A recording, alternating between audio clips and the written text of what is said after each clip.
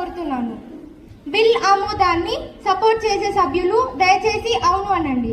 వ్యతిరేకించే సభ్యులు దయచేసి కాదు అనండి.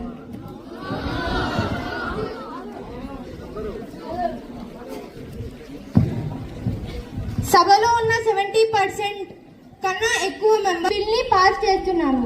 ఈ బిల్ గవర్నర్ గారికి సిఫార్సు చేస్తున్నాను.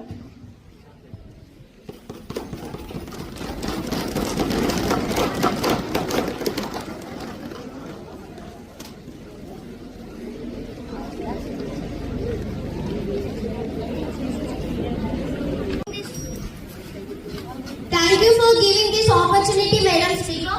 Honorable Speaker, Madam, respected members of this House. Today, I stand before you to introduce a transformative and forward-looking legislation, that is, the Smart Village Development Bill of 2025. India lives in its village, and Telangana's strength lies in its rural communities. But still, many villages lack modern facilities, digital access, quality infrastructure, and opportunities for growth. This bill aims to bridge that gap and create villages that are modern, digital empowerment, economically strong. ప్రారంభించడానికి సిద్ధంగా ఉంది. దయచేసి ఈ bill పై మాట్లాడాలనుకునే సభ్యులు తమ పేర్లను ముందుగా తెలియజేయవలసిందిగా కోరుతున్నాను.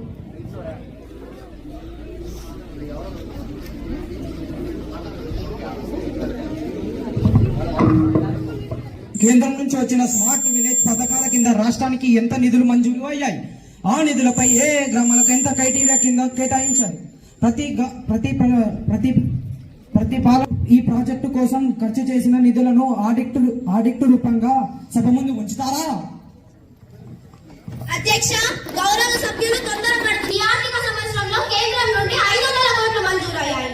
ఈ నిధులను కేవలం జనాభా ప్రాతిపదికన కాకుండా గ్రామీణ పేదరిక సూచిక ఆధారంగా వెనుకబడిన 100 గ్రామాలకు పైగా కేటాయించారు. పాత పాలనలో జరిగిన ఖర్చుపై ప్రత్యేక ఆడిట్ అనగా స్పెషల్ ఆడిట్ ఇప్పటికే ప్రారంభమైంది.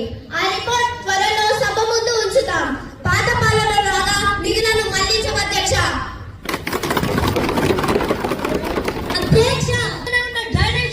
ఇప్పటికీ ఓపెన్ డ్రైనేజీలుగానే ఉన్నాయి అధ్యక్ష. వారి నుంచి వచ్చే దుర్వాసన భయంకరంగా ఉంది.